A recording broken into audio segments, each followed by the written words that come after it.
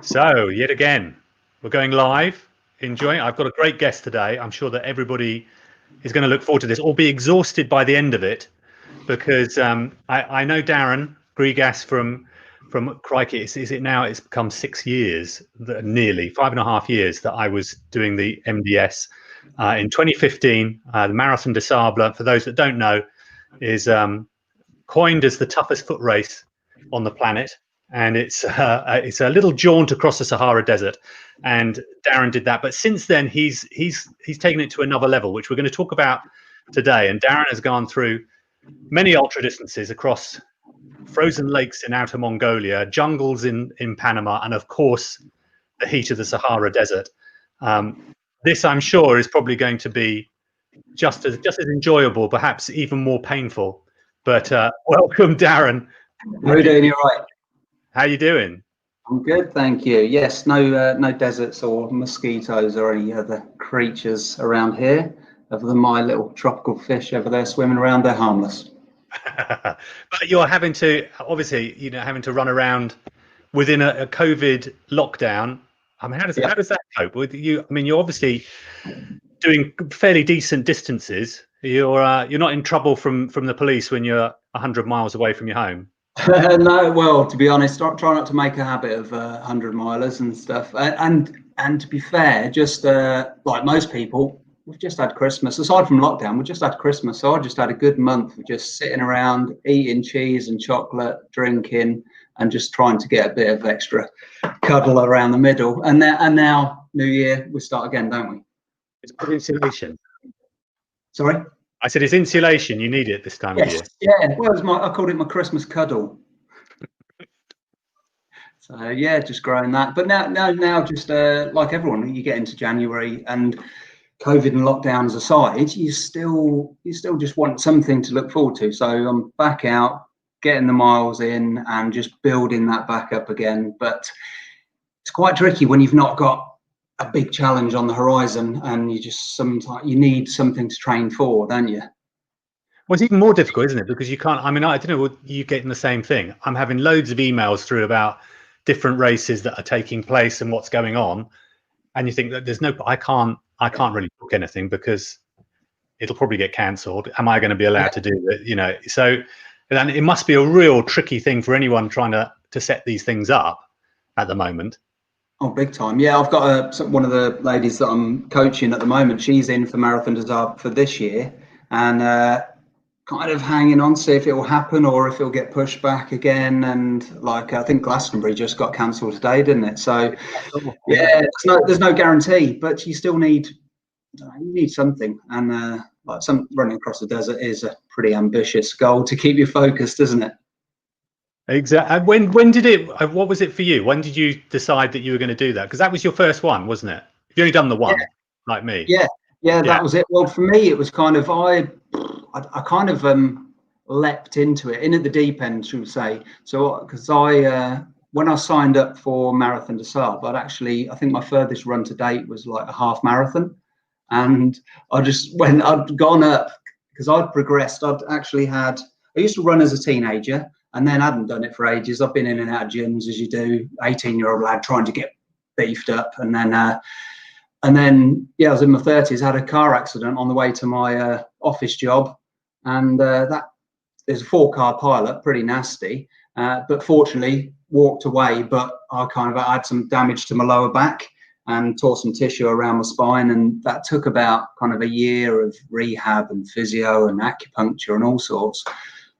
But part of the sort of recommendation, the rehab, was to stay active, to stop all this scar tissue seizing up. And that was kind of a little bit of me. One, to stay active, so start running again. And two, that car accident was a bit of that was one of those moments of, yes, I walked away. It could have been worse. Just a random Tuesday morning on the way to work. And you're like, could have another car accident tomorrow, next week, next month. And for me, it was like, what if I was damaged? Or that spine damage was worse? Did I do enough while I had the chance? So it was a bit of a trigger for me of not wanting any more hindsight, I guess, of shoulda, woulda, coulda when I was young enough. So that sparked it for me, kicking off the running. Yeah, it's weird how these things get it, and then you end up thinking, yeah, I tell you what I'll do, take it through to the Marathon des Sables. Yeah. I mean, because of the nature of the injury, and it kind of messed all my back. And because we're like, I always say it, like puppets on a string. If you get tight up on your back, then it can pull you up here or your knee, and I'd get referred pain all over the place. And it took me weeks before I could just run like past 1 or 2 miles without agony. And then, but I was determined to get through that. And then you just naturally get that progression of, I can do 3 miles now. I can do 4. And then maybe by the end of this year, I can do like Peterborough's half marathon. And then after that,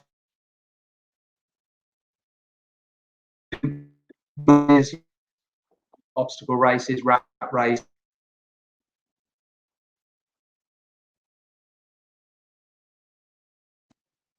You back again?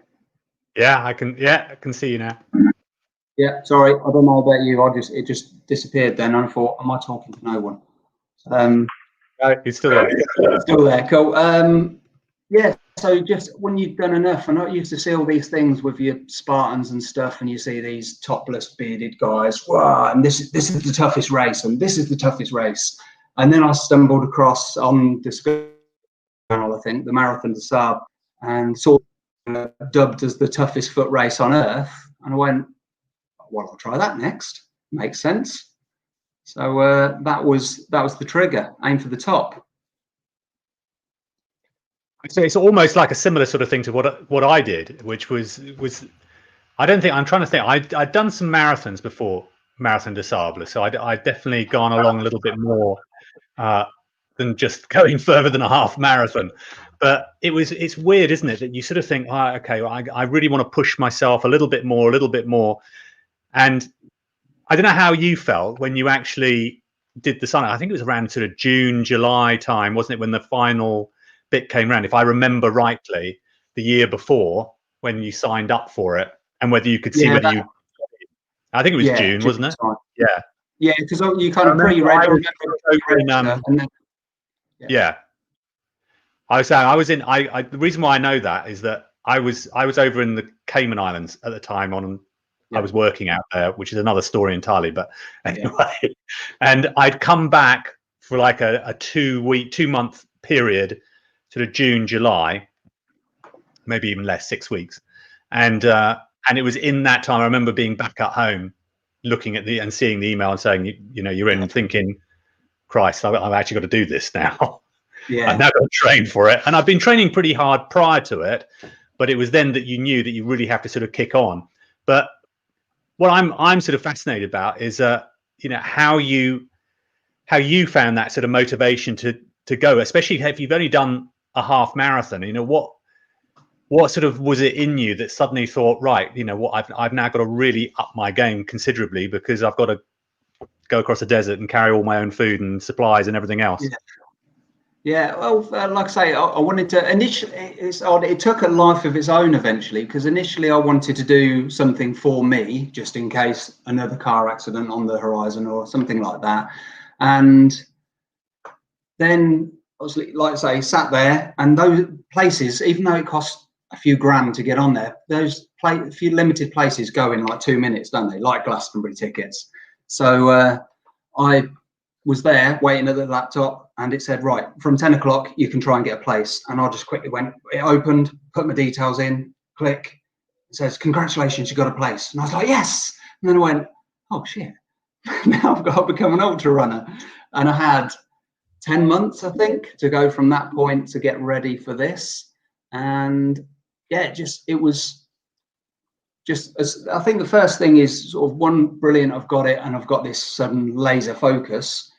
But then a powerful thing is accountability. So I kind of told friends, told family, and I think I've hit Facebook to go, I've signed up for this, and not to kind of show off, but to make myself accountable. Because then if things got tough, if training went bad, it's harder to wriggle out if you've got people every time you go to Tesco asking you, how's training going? How's it going? So I made myself accountable, and that helped a lot. And then to add on to that, like a lot of people do for any kind of running challenge or other challenges, I wanted to raise money. I thought, I can't do something this big and not raise money for charity. People raise money for running a 5K fun run in, like, dressed all in pink, and so I can't do this and not do some fundraising. And I was aware of a local charity around where I am called Anna's Hope. They raise money to help children battling brain cancer, not just to sort of overcome it, but if they survive, then they've often got to learn to walk and talk and be normal children again. And it was from a couple, Carol and Rob, who sadly lost their own daughter, and they're so committed, so passionate, and it just got me, and and also, all charities do a great thing, but they pride themselves that nobody gets paid. It's so every penny then can then go to help these children, and that for me just gave it so much more purpose and drive. And there'd be people donating, people asking how training's going, and then suddenly it was like I was just along for the ride, because I couldn't let anyone down, all these people asking.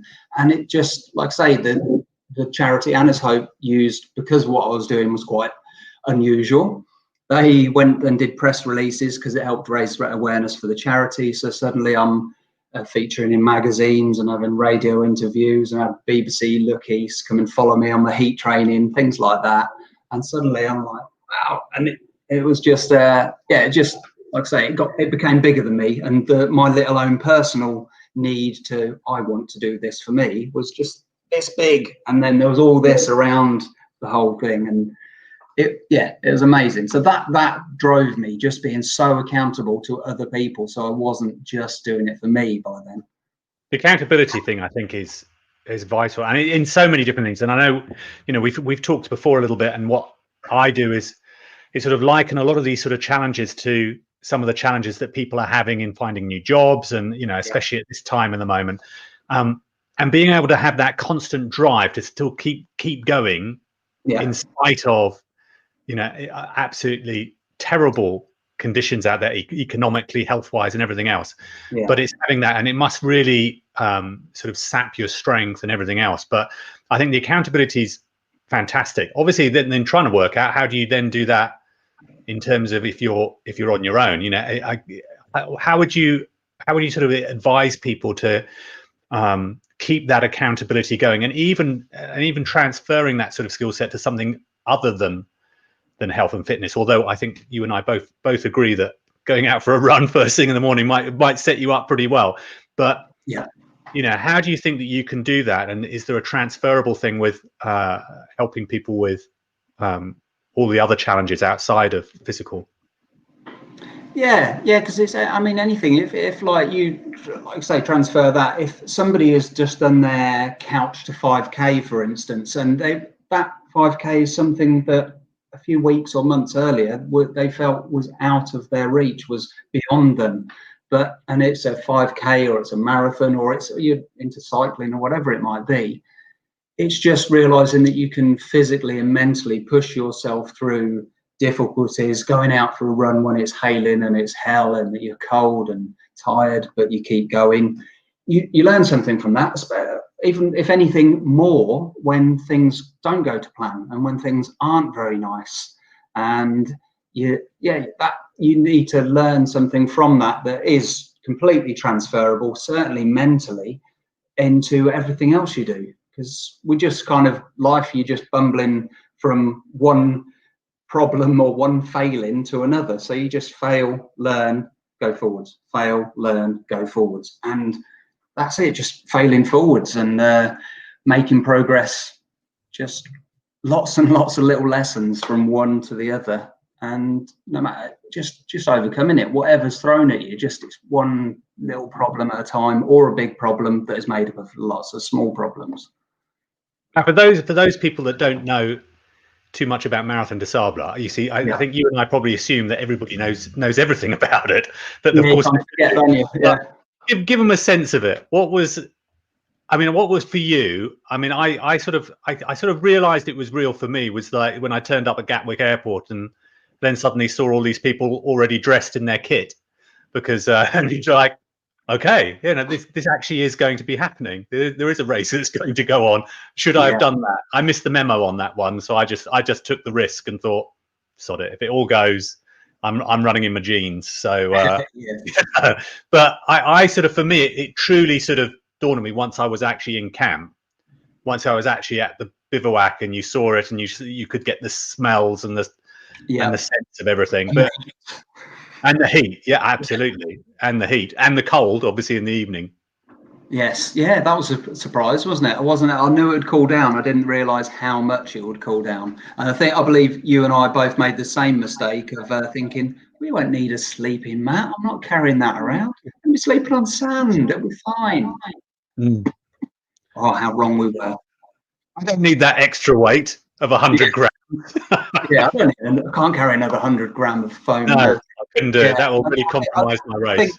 I think one night out of all the nights we were out in the desert, I think one night we were actually on soft sand. The rest, it was like rocks and thistles. And I woke up, one of our tent mates had rolled over in the night and squashed a scorpion. So that's a nice little visitors passing through.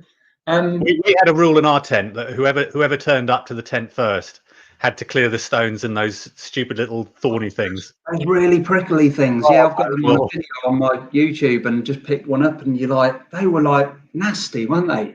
They were not nice. And I didn't take flip-flops with me. What I did I don't even know why I thought about this, but at some hotel I'd stayed at in the previous 6 months, when they give you those little slippers, those little tiny things that just disintegrate on contact with water or anything. I thought I'll take those with me, and these things, it just attracted these stupid little thorny things, so I had them on my feet the whole time. Yeah, they weren't nice. I think it becoming real is just like you say, it's getting there, the airport, and then you're just realizing, hold on, this is pretty serious. And I couldn't help but think I'd always sort of turn up at events and things. I'll still do it, and I'll look around and people with all the kit and all the trek poles, the head torches, or whatever it might be, and I'm like looking around, and I say to my partner Sarah, I'm just like, these look like proper runners. What am I doing here? And I feel really out of my depth. And she'll go, you're a proper runner. I'm like, all right, okay, good, fingers crossed.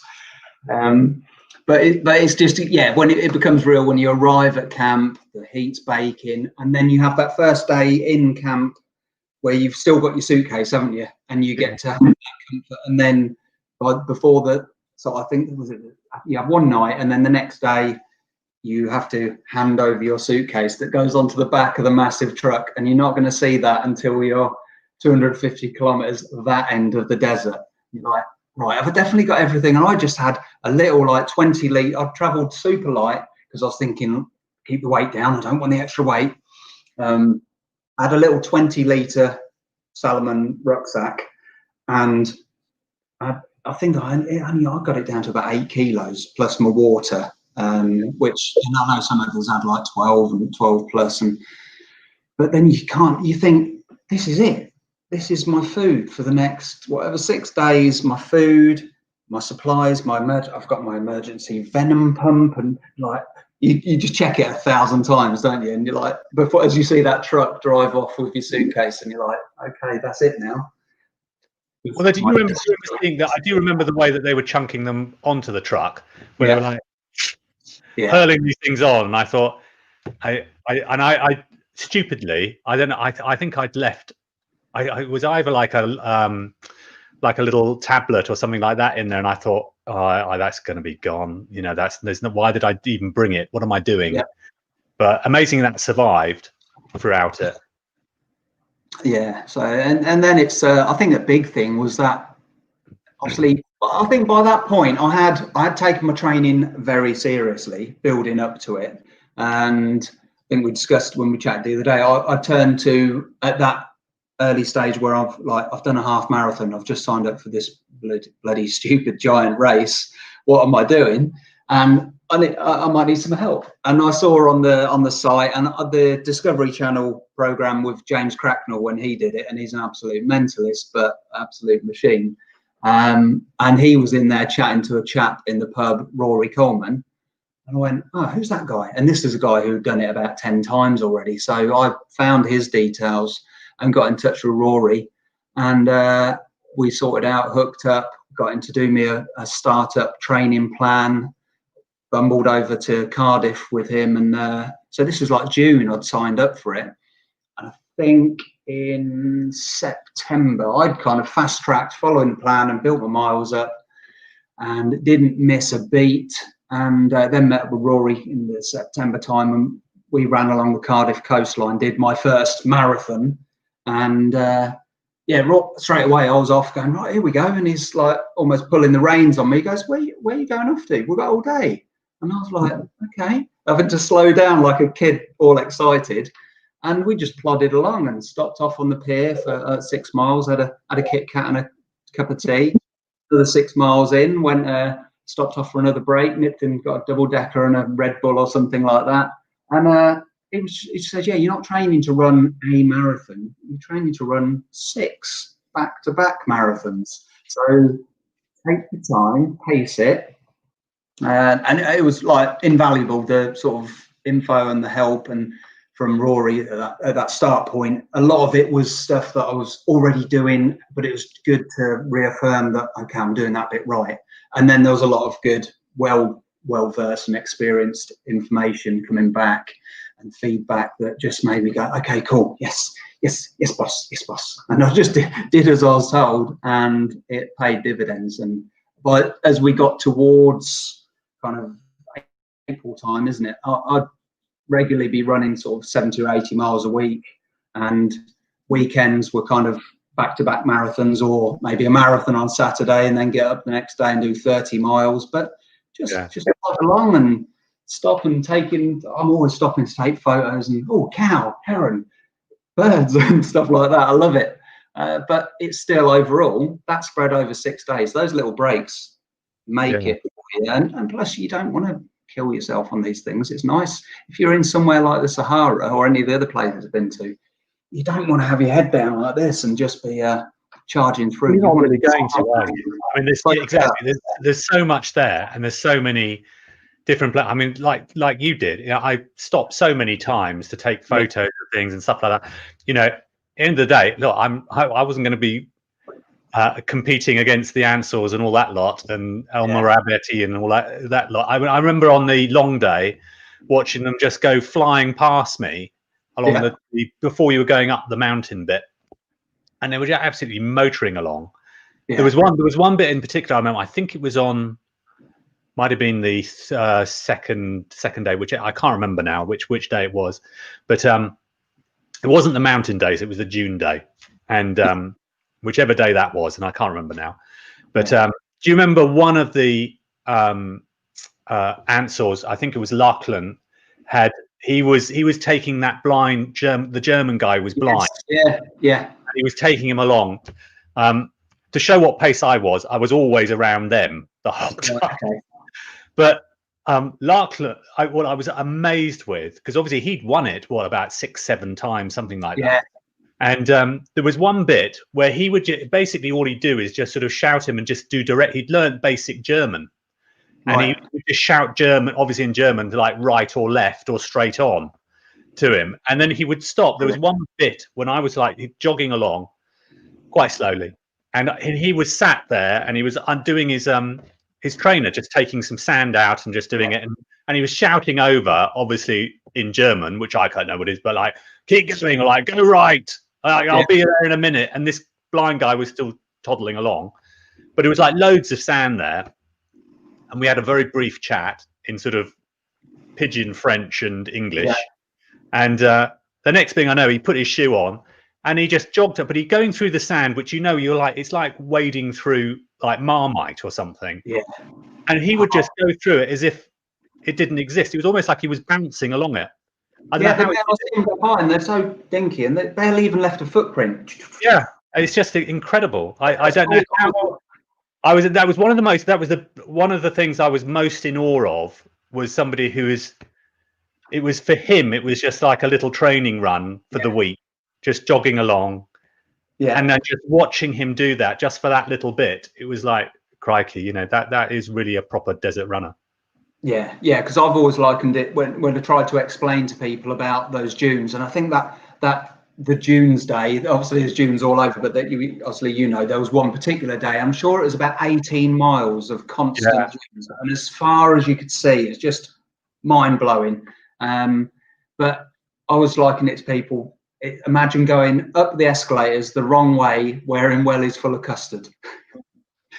That's my sand dune. Nothing like it here. I mean, I've never experienced anything quite like it. It was unique sand, Saharan sand. I found it almost impossible. Apart from on the long day, when, as I said to you the other day, when I after I'd fallen asleep, I was going back in the morning feeling quite down, and it was about 5:30ish or something like that, and there was a bit just before, it was like I think it was the last stage bit. And it almost seemed quite volcanic-y type of stuff. And it was where some trucks had gone through. So there was like grooves of it. And that was like a sort of wet, plowed field I was going through. And that was a low moment. It's like some bits, it even deceive you, wouldn't it? It'd trick you, because you'd look along and go, oh, this bit's flat. This is excellent. I can finally run a bit. And it's flat, but then you'd sink in about that much. And just that's enough to sap the energy out of every step again, isn't it? And so it was, there's not, well, for us kind of that aren't tiny little Moroccan dune skippers, it's hard to do a lot of proper running out there, but it's just a solid slog, and just managing your body. It's really important to listen to people who've done it. If you're going to be trained, whether it's by Rory or you're doing yourself with it as well and training people, because the experience you have, the value you have of actually having physically done it, makes so much difference, because no matter what you think it is, it's never going to be the same. I think I heard a story that originally when the MDS sort of first started out, that the dropout rates were something like about 50-60%, and that they would have like about 30% of them would go on the first day. And apparently when they first started out, they had quite a load of, I don't want to blast the whole of the US, but a load of Americans, and they said it was typically sort of in New York, the kind of people who've been working on Wall Street, had a few drinks, said, yeah, let's do this MDS thing. That looks like a laugh. And they'd all go out there for an adventure, and then for day one, they'd realize and think, okay, this is not fun. We're going. Yeah. So they had but that sort of changed, and I know that I think as people have realized, there's been so many different shows, and you talked about Cracknell's one as well, which was a great TV show. Yeah. But it made it very, I mean, having then done it, you then could see what they were going through and realize it is. It's one of those things. It's like a lot of the other stuff we've done in any race. I mean, I'd say sort of if I was to ever go back and do it again, or like people that I'm helping and coaching for it now, you get to a certain fitness level, and if you get your mindset in the right place, then finishing it subject to injury, which we don't want, it's doable, and the cut-off times are nice and lenient. But it's like any race. If you want to really push yourself, then it's just getting that fine balance. You can make any run. A park run can make you want to throw your guts up if you're chasing a PB, can't it? So it's that you've got to manage that cruise pace so you can do it as fast as you can, but not quite enough to kill yourself, which happened to a lot of people. One of my tent mates, bless him, he kind of pushed on hard in the first couple of days, a bit too hard, and then ended up on an intravenous drip, and you get a 2-hour penalty for that. But he was a strong runner, and if he just held back 5 or 10%, he would have cruised through the whole thing. I still did great, but it's like that. You take these, and it's good lessons. And then at the back end of it, as we discussed, a little cherry on top for the experience for me was, as well as Rory and some great guys, it was the year Ranulph Fiennes did it, and he was one of my tent mates. So and just seeing this old guy, he just turned 71, and stubborn old git, and that was it. He's just, you bloody keep marching on, and he's it's just like that. He weren't sprinting, he weren't doing, he just didn't give up. And you're like, wow, at that age, it's so inspirational to go, oh, what am I? I'm half his age. And yeah, so nothing to complain about. All you do is you just got to manage it right. It's amazing. What he did was incredible. And the Japanese guy at the end who always came in. I think it was a toss up between Sir Ranulph and the Japanese. Little old dude with his poles, weren't he? With his poles. Plodding along. Yeah. But what made you then go? So you've then gone from that, and then I didn't even know about the Panama thing. Oh no, there's been a few. So to be honest, I keep forgetting. You, haven't you? There's the most impressive one was the one in Outer Mongolia. I was fascinated. I remember watching that on Facebook and all the run up to it and what you did with that. And I thought that looks like I hate to say fun, but it did actually look fun. But you know what I mean. It was amazing, and it was nice to go. Obviously in the Sahara, as you recall, because we were the same year we did it. On the long day, I think temperatures peaked at 53 degrees. Went over to Outer Mongolia with the crew from Rat Race, who do some amazing events. And Outer Mongolia, there's a giant lake that's pretty much about 20 miles wide, almost 100 miles long, and 260 meters deep. And it freezes over for several months of the year with ice like 3-4 foot thick. And the Mongolians use it as a motorway when it's frozen over, which gives you kind of some reassurance that you won't fall in. But at the same time, yeah, our British wouldn't have done it in time. So no. So, but went out because I ended up getting a good relationship with the Rat Race crew, and I was one of their test pilots, as they call us, or guinea pigs, or whatever you want to deem it. And they're like, we've got this idea. There's this giant lake. As far as we're aware, nobody's ever run the length of it. Do you want to come along and try it? And like, yeah, hell yeah. So we agreed to go out there, and temperatures drop down in the depths of winter when we were there trying this. Temperatures drop to, we got down to like minus 50 at night. So over 100 degrees cooler than what we had in the Sahara. And even by mid-afternoon when we were going around, I think mid-afternoon, blue skies, sunshine, and it looks beautiful. It warmed up to minus 30. And that's what we were going through. And it's so bizarre though, so surreal, because it's so cold, there's no moisture in the air. And it's like your senses are fooling you because it looks lovely, blue skies and sunshine and no wind or anything. But, you know, if you take your gloves off for a minute, you're going to start losing the feeling in the ends. So yeah, we had the challenge of with Jim and the crew and to try and cross this lake. We did it over 3 days. We were still kind of trialing it in order for this to come, which has now gone on to a couple of times since, to become an event with like 30 or 40 people trying it. And we were running it. I ran it, a few of us ran it, and there was one on a bike with little spikes on the wheels, and one guy was, which is actually Jim, was trying to ice skate some of it, what he could. So we were trying to get across this lake, and I had my little tiny little like carbide spikes, like tiny little football studs on the bottom of my shoes, and you just don't slip around. And once you're in grip, it's the running part, the physical running part isn't too bad. It's like running on a road, except it's ice and it's crunching and it's cracking, and because it's so massive, you're like, again, 20 odd meters, you can see these mountains around each side of all sides of the lake. They're like this, but you know that they're 3,000 meter mountains, and they look like they're about 1.5 miles away, but you know that's like 15 miles that way, 5 miles that way. And these tiny little mountains that are like twice Ben Nevis.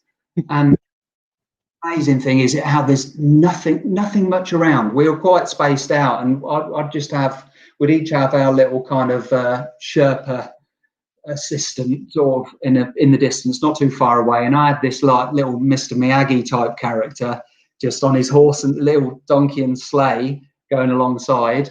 And complete language barrier, didn't speak any English. I have no idea where to start with Mongolian. but I'm there with all my layers on, my gloves, and I'm just looking over to him. And there was one point, he's just like looking over at me, this little old dude, and he's going, yeah, yeah, like pretending to whip the horse. And I'm like, let's do it. And we went and we just raced. And I'm like having this surreal moment where it's like -30. I'm on this immense lake racing, little old man on his horse and sleigh. And even the horse has got little spikes in the shoes. I'm like, this is amazing. And it's just being somewhere like that, doing this most surreal thing. But how did you do with the shoes? I mean, were they special shoes you had? How did you put spikes on them? How did that work?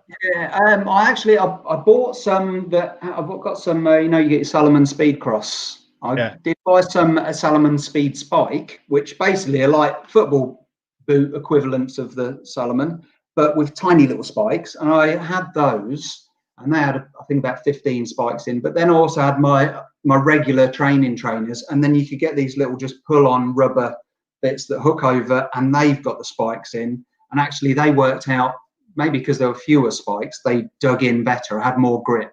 So basically I just had my regular running shoes and these little pull-on spikes over the top.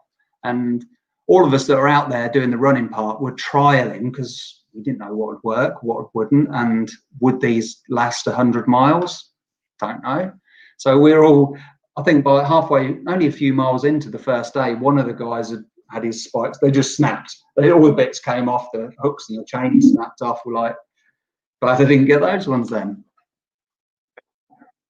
Was this a stop-off one, or it wasn't non-stop, was it? It was No, it was. We did it over 3 days. So, we had. I mean, the Mongolians, they're like Sherpas, effectively our crew. They're awesome, so humble, and these are like proper outdoorsy men that go out and hunt the wolf and stuff like that, and they just live off the land, and they live in these conditions, and it's just another day. So they supported us. They'd go off ahead, go to the side. We could technically, the ice is thick enough and strong enough, you could camp on it, you could have a bonfire on it, but for safety they pitch us up, create the yurts at the side, and set a massive bonfire and prepare our dinner at the end. And day one I was sort of first man in, and just sort of 25 miles thereabouts, so just short of a marathon, and off to the side. And I'm like, what do I do now? And I had Mr. Miyagi was wait, waved me over. And the hard part actually of that event is when you're running, you're all right, you just know what you're doing. Right, I've got my snacks, I've got my water, or actually haven't got my water because it freezes in like less than a minute, so you have to keep it with under a blanket or in the support vehicle or something. And when you're running, that's all right. But then I was like done in that, sort of got to the end of that, it's like 4.5, 5 hours had gone by, and then I'm like, it's still this cold, and I've just got to hang around and brush my teeth and go to the toilet and and wait for dinner. And so it's like the admin part that goes with it is that's a big challenge in that event itself. I think the admin part for me, that as you so nicely put it, like the toilet facility, that was apart from the non-sleeping, because I didn't sleep at MDS, but the toilet facility, that was a tough one for me. Interesting, wasn't it? How people you quickly sort of, any inhibitions are just gone like that. That went. Yeah. I remember back in the Sahara, you quickly kind of, the camp set up at the end of the day in the desert, and you just go, I just need a wee, I'll just nip over there. Or if you need a number 2, then they have the little portaloo, don't they, sort of thing, which is just basically kind of a little stall with a hole in, and you each get your bag, your little doggy bag, effectively, hook over, sit in, fill it up, and then you got your bag and you put it in the bin and for the incinerator or whatever. And some people will go off over you walk for like a mile to get out the site if there's not none of these portaloos. And eventually people just, within a couple of days, people are just, he's having a wee, he's having a shower, she's behind a bush, and just like 20 feet away, some people. I was stood there, and it was I think, outside queuing for the Portaloo thing. I thought, got to do my business. And then this lovely, tall, blonde, lovely looking lady was stood there, started chatting to me. And we realised we're just having a conversation like this, holding our own bags of shit. Just I went, and I was just like, looks like you lost a good ½ kilo there. You should be quick tomorrow. Do you know what? I even found a couple of those poo bags, not with anything in it. Oh, I hate it to add. I didn't take them, but some of the empty ones. I don't know why I had them, but I put this old rucksack on a couple of years ago. Put it on. I thought, I just need to check some stuff, and I was like fiddling around in it. Pull this out, and I thought, I know what that is. They were quite a valuable commodity, weren't they? When people realise, because obviously one of the other things of running in extreme heat and everything like that is dehydration. And with dehydration, your bowels change what they want to do and when they want to do it. So everyone's like, "Have you got any more bags? Have you got any more bags?" I'm trying to fish them out. So yeah, I struggle with that. I must admit, I did struggle with that, and it was I sort of knew that it was going to be the. Yeah, I've never been a happy camper at the best of times, so I sort of knew that like going camping in extreme conditions like this is going to be my absolute nightmare. So for me, I knew that was the worst bit. I like my luxury bits. If they'd had a hotel everywhere and I ran along, I'd have been in heaven. I thought that was marvelous, but I realised that was part of the challenge. So, and especially for me. That's part of it. I guess what gives it like MDS gets its notoriety, if anything, because there are many multi-stage races, and now because that's in its. I mean, when we did it was its 30th year, wasn't it? So there's now a lot of things like that. But then there's a big difference between coming back at the end of each day, and then there's a big hearty meal, and you get to rest, and then you get your bag out of the storage or whatever. But the difference with that being, it's only your only food and everything you've got, your changes of clothes, your spare socks and plasters and bits for your feet and stuff like that are what's in your bag from day one, and you don't get anything else. So there's no break, there's no kind of, you don't get to go, I'll pick that up later. You've got to take it, and I think that makes it. And like I say, the sleep or the lack of, because I was the same as you. I think I had most nights between 0 and 2 hours sleep. I think I got 5 hours after the long day, and that was probably the few, maybe about 5 idiots that didn't bring anything to sleep on, which was a bit stupid. But I really struggle with that. And then of course you then have that issue afterwards, that after each day and with no sleep, you're then having to go out and run a pretty fair distance in a lot of everything else. Yeah, and then and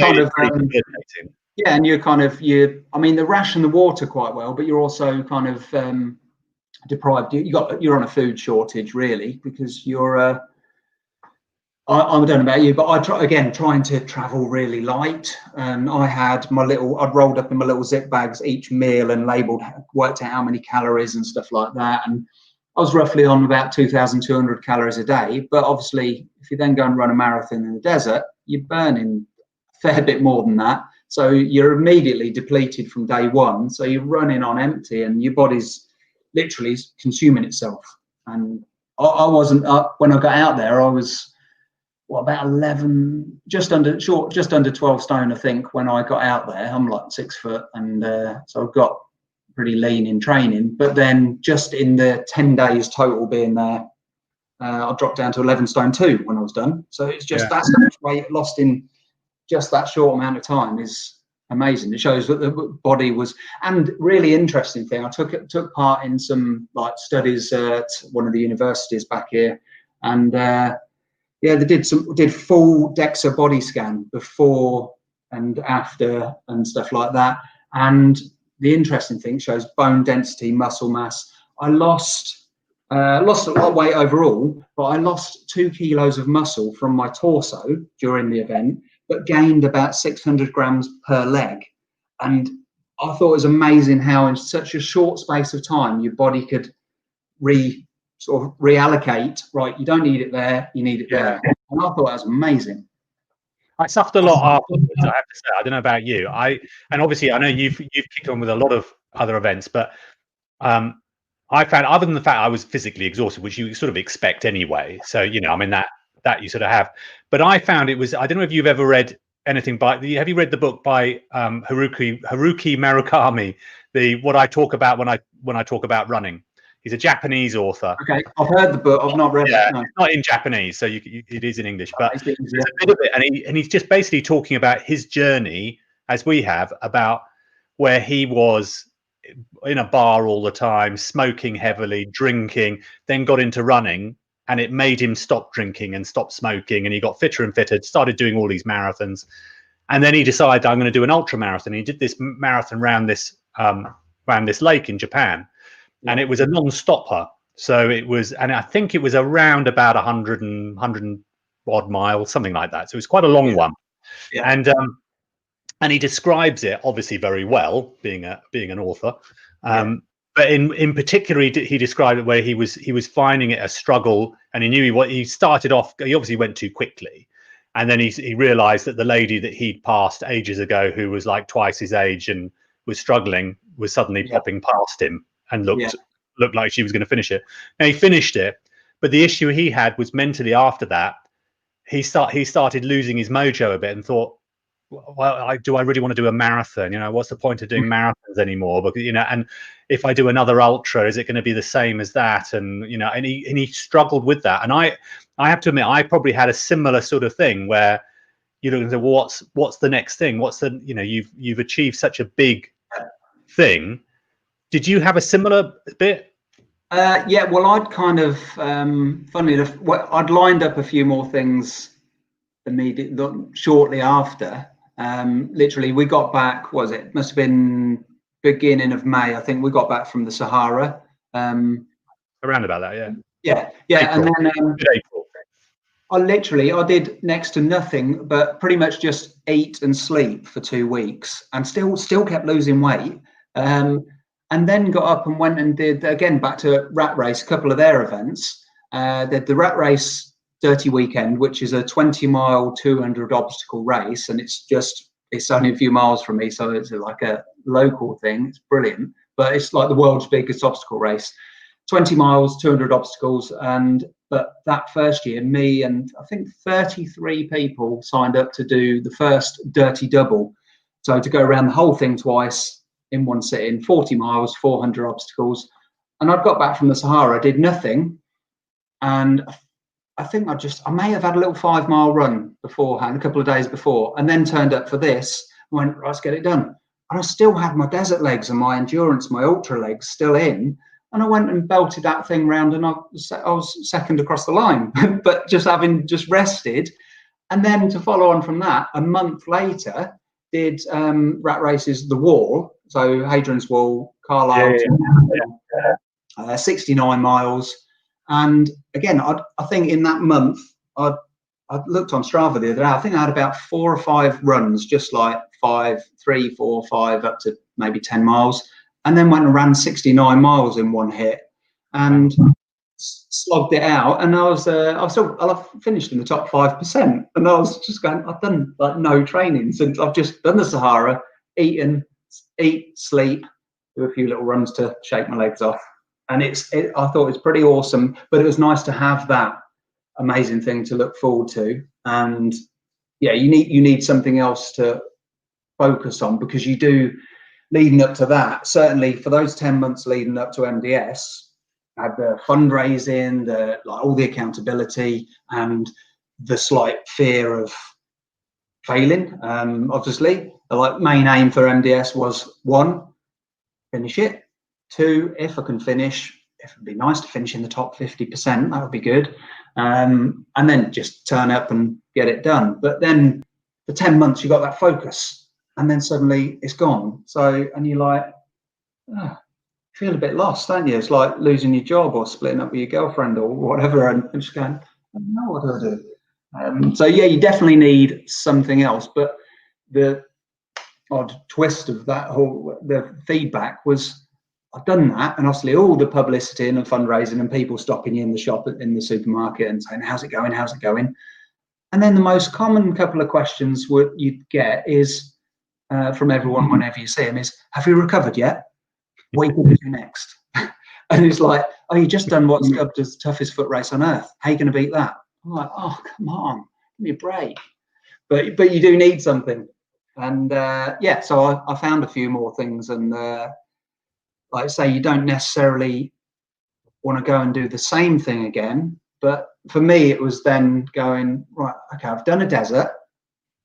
Can do something the other extreme. Hence, we went to Outer Mongolia, -50, 100-mile frozen lake. Amazing experiences, not just the running, but like in the camp at the side of the lake. We're just sharing, we're eating, the guys have been out and hunted our dinner. We've got wild boar and reindeer and stuff like that. Sorry, Rudolph. But and then passing vodka around the fire, Mongolian singing, and just like 30 feet or so away in the tree line, wolves howling, just hovering around our snacks and stuff. And you're like, this is incredible.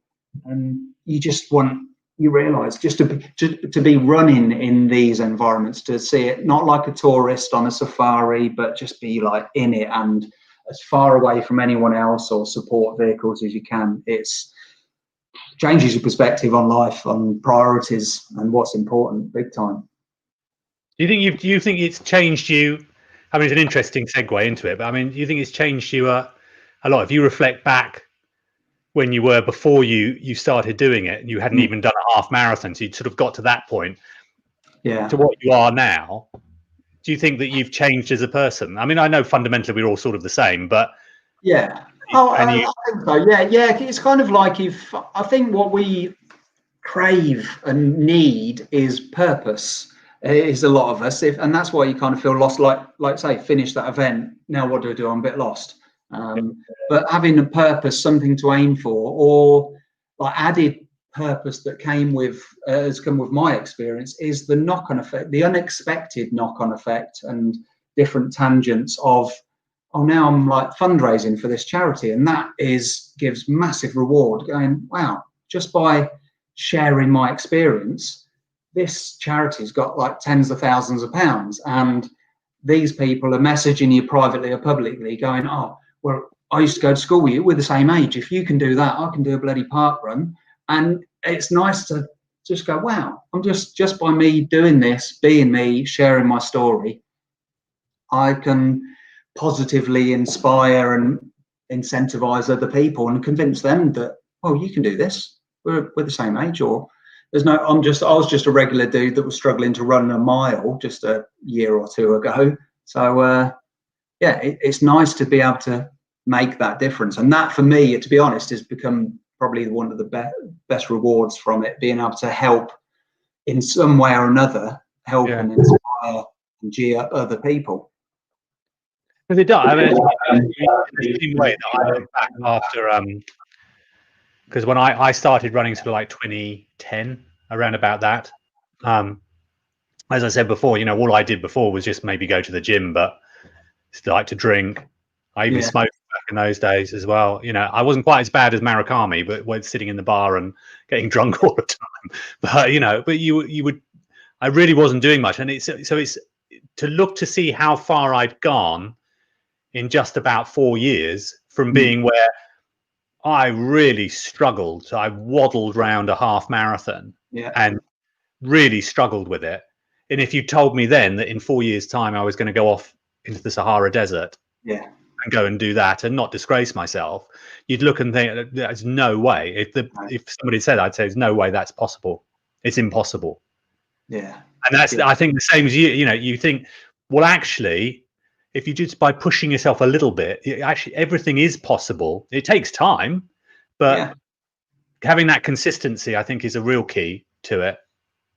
Yeah, and you just kind of it's just progressing, like I said earlier. It's just you've got this epic goal, and again, this isn't necessarily just running across a desert or a jungle or whatever. It's that seems so far out of reach from here. So get here, and just when you're here, that's your new normal, and then work hard to get here, and that's your new normal. And this is comfortable now, and eventually, suddenly you're up here, and now, like, bizarrely, multi-stage ultra marathons are kind of my new normal, and it's odd, but you get to a point going, I can do that, that's fine, no worries. It's just it won't be, it's none of it's ever easy, and that's what people often make the mistake with me. They go, oh, it's just a marathon, you'll be all right, it's easy for you. I'm like, It's not. Yeah, it's hard. It's never easy. 100% is 100%, isn't it? And it's always going to hurt. But you just make it normal and you get your head around it, just to understand your body, your drive, what your body is really capable of. Yeah. And to not be fooled by the signals that our brain tries to send us. So as soon as you get tired, obviously your brain's kind of trying to self-preserve. So as soon as you get a little bit, it's hurting a little bit, your brain's going to send signals going, oh, take a rest, take a break, or stop doing this.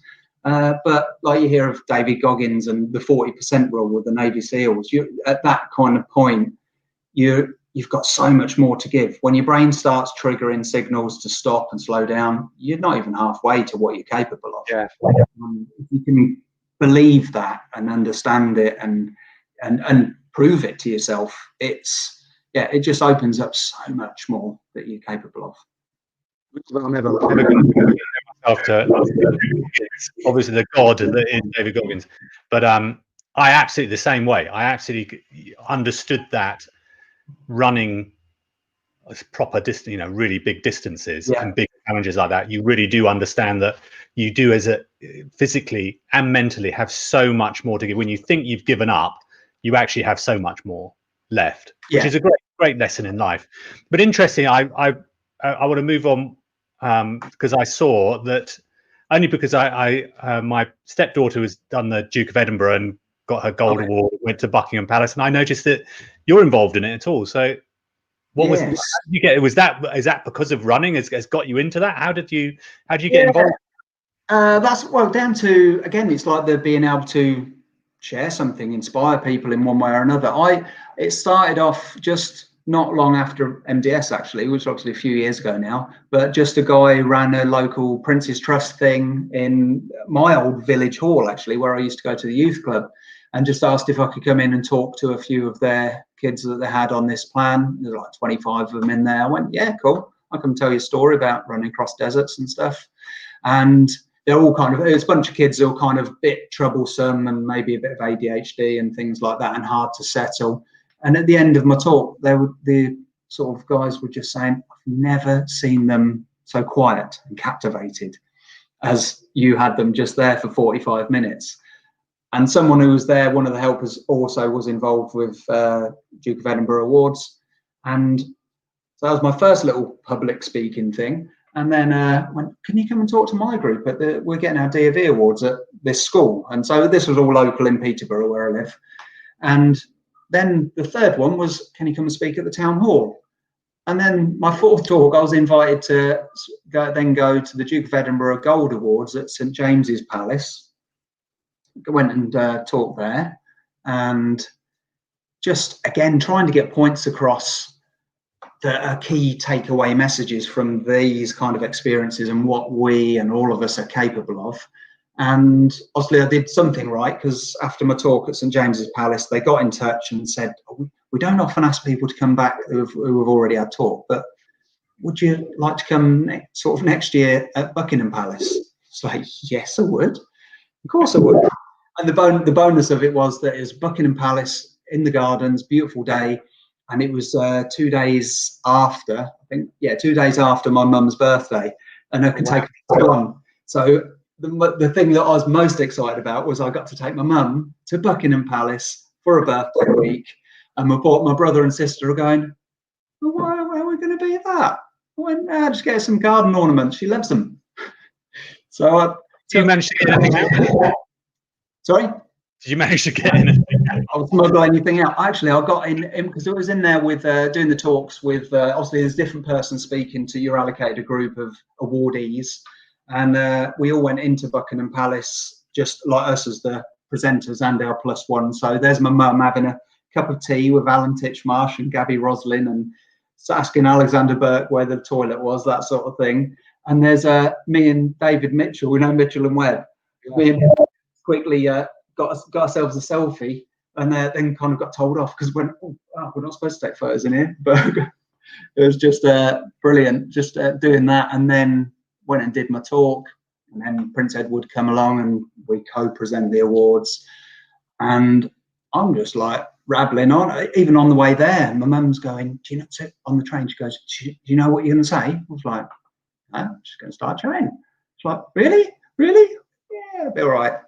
Just chat away, and just to like those young adults getting their awards, they're inspiring anyway, because they've just done something. They've gone through their bronze, their silver, their gold, and they're the right kind of mindset to go on and achieve awesome things. So they're a great audience, and hopefully, and they inspire me, to be fair. Some of the things they've done and they're doing, it was just nice to be sort of recognized and clearly of somebody telling me, well, something I'm doing and saying is right, is worthy of a second invite to the palace, sort of thing. So, and it's just really nice to be able to go, right, maybe if I didn't do all this, I could have just run MDS and kept it to myself, told my mum and dad, and went, right, I'm doing this. But instead, it became this thing that's just gone on and on now. So what's next? Have you got I know we talked right at the beginning, it's difficult in this climate, but but have you got, regardless of COVID, have you got anything that you're sort of thinking, oh, I'd quite like to do this? Yeah, I've got, I've ticked a few others anyway. So I did the, obviously, desert, did another desert, Namibia crossing, and that was like the world first, and that was awesome. And Panama, we did a world first crossing Panama coast to coast. So a couple of days, sort of 27, 28 miles by road, and then into the jungle hiking for what was supposed to be, again, this was a recce. So that was supposed to be, we thought about 3 days hiking. So got our rations, got our food. 5 days into our 3-day hike, we're getting a bit worried, and down to the last of our Skittles and fruit pastels, and trying to get out. And it was a proper, unfortunately, we weren't celebrities. You couldn't get us out here. It was proper jungle. There was no shortcut out. There's no, I'm a bit tired now, take me out. The shortest way out, even if one of us fell and like broke a leg, the quickest way out was 2 more days hiking that way. Wow. That was pretty amazing, and yeah, absolutely loved that. So I've done. It's nice going right. Ice, desert, jungle, mountains. I've kind of, just to kind of tick the box, I've got July this year. I'm signed up for a full Ironman in sunny Bolton. So waiting to see. Well, waiting to see. Either Hawaii or Bolton. Sorry? I said either Hawaii or Bolton, so I can see why you'd go to Bolton. Hawaii, Bolton, come on. Yeah. Easy pickings. So yeah, so that, and that's a whole new thing. That again, it's like trying something. I can swim, like I swim just like this, trying to keep up with the old ladies in front of me doing a terrible breaststroke. But I can front crawl, but only like not the proper breathing and all of this. So it's unknown to me, and I'm like, that'll be a 2.4 mile swim before I even start, and then 112 miles on the bike, and then a marathon. And I'm looking forward to the marathon bit at the end, because I know that. So it's just, again, pushing boundaries, going, right, I'm comfortable with ultras. I can't swim like properly, race swim. 112 miles on bike is a long way. So yeah, sign me up. So same again, just signed up and went, right, now let's work hard to make that pay off. I think the swimming thing for me is the same as you. I can look impressive for about 10 seconds. Yeah. We did one, a little local one near us. Again, it was my stepdaughter. It was like a duathlon, or a quathlon. I don't know what they would call it. But we were swimming and running. So I figured running, that's going to be easy. Swimming, it was just going around the Lido a few times. And I thought, how difficult can that be? And when I started off, my wife was like, oh, he's really good. He looks like he can do this. Yeah. But I was doing it because I was just like holding my breath and just trying to front crawl. And then eventually I thought, hang on, I've got to breathe at some point. And the low point was going around on the final lap, and this little old duck who was doing her breaststroke went past me. I was like, yeah, this is not good. But I got out so I can make it up on the run. And I do have a tendency to get lost when I'm running, and even in small events. And it was coming out of the Lido, going to the park, and you would go around the park a couple of times and go back. I didn't really get the memo on going around a couple of times, so I went round it once and then just headed back. Right. I thought, I've won. I'll smash this. Yeah. Absolutely smashed it. Nobody's here, and then they're like, "You can't have done this. Like, you've got to go round again." So, done it. Oh, you want me to run all the way, all of the way? Oh, okay. Yeah, I'll do that. So yeah, that's the closest I've ever got to an Ironman. And the cycling I could do that. Yeah. I'm all right with the distance. It's just like getting to a fairly respectable time on a bike, because I don't do a lot of it. So yeah, that's one thing to look forward to. Well, if it happens this year, but I'm going to train eventually, get my arse in gear and start training properly for it. And then I think on my, because all the pools are closed, and I said the swimming's tough, the pools are closed, and you're quite a long way away, I reckon, from the sea. So yeah, I've got a place not far from Tallington Lakes over this way, and they're great guys. And just when obviously tiptoeing around the COVID rules and stuff, and as long as so they're trying to keep it open so I can get in there, and that's great, pretty fresh. And yeah, other than that, I'm now kind of enjoying helping other people, and I'm creating some little events, like almost training camps, where I've run a few where I've gone for like 3-4 days over to South Wales and taken on bits of the Brecon Beacons and some sand dunes, and it's really nice to just be there, and I'm mentoring people that are there. We're having a great time, and I'm trying to normalise it all to make it go, look, you don't have to be a die-hard athlete and just go, right, I can only eat broccoli and chicken and whatever it might be. I'm like, let's go to the pub, let's have some dinner, we'll have a beer, and then in the morning we'll get on the mountain bikes and we'll toot around, and then we'll go back, we'll probably have some more beers after that, and then eat some more, and then we'll get up and we'll go and do some sand dune training, because believe it or not, the second biggest sand dune in Europe is in South Wales. So I've taken a few people down that way to kind of, just like say, you've got to practice it if you're doing desert training.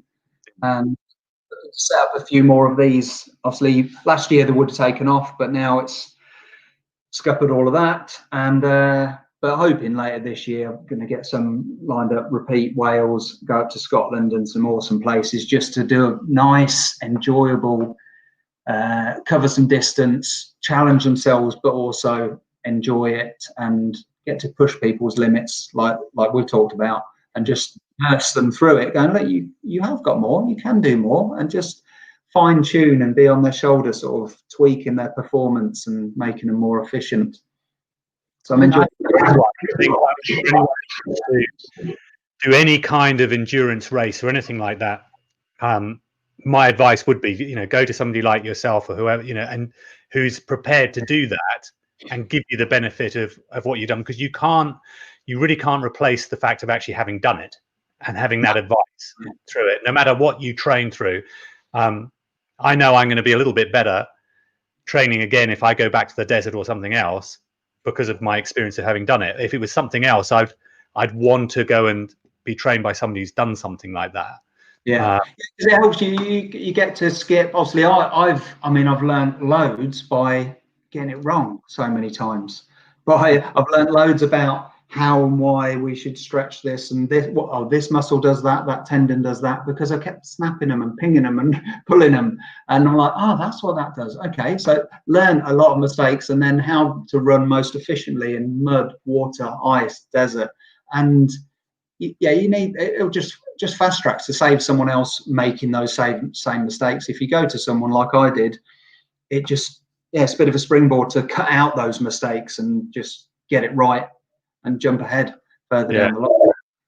Yeah, definitely. If they want to get hold of you, if they do want to do that, or book you when we're actually going back to like having people booking for events and speaking. What's the best way? I know you've got a website, but I've just got. I'm a website, I'm fortunately with. I think my name's showing there, isn't it? Darren Grigas. As far as I'm aware, I'm the only Darren Grigas. I've googled, and don't think there are any. So it's good. Like Tigger, the only one. So you can find me on Instagram, Facebook, whatever. And then my website is just carefully thought about this a long time. DarrenGrigas.com. So creative chickens, but on there, and that talks about like if I it'd be nice when things open up, because I really like talking at schools and businesses. And I always find if I've been on sort of, whether it's talking to a bunch of 5 to 10-year-olds, or I've even spoken like the WI, I'm like, what am I doing here? Or a ladies' business lunch. I'm like, it's a ladies' business lunch. Why am I the guy on stage? But you went down well in the WI. Yeah, well, that was like women aged from sort of 30 to 70, and I'm like, I'm up here talking about running across giant frozen lakes, but it's getting you can do a trip with a Clacton WI heading across Outer Mongolia. Now there's a story.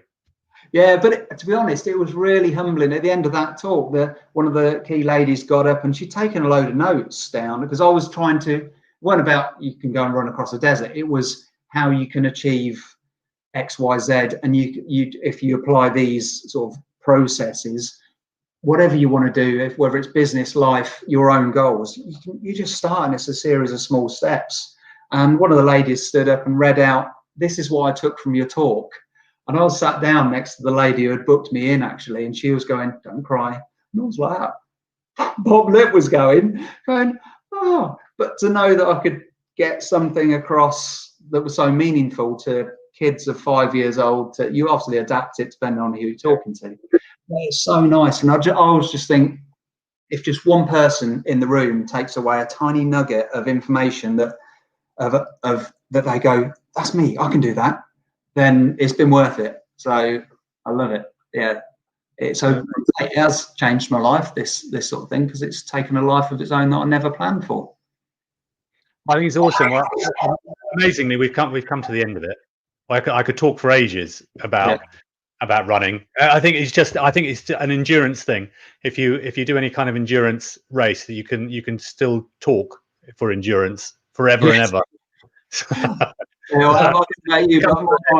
My daughter would be going not long after marathon sub. Well, I say it for probably a year afterwards.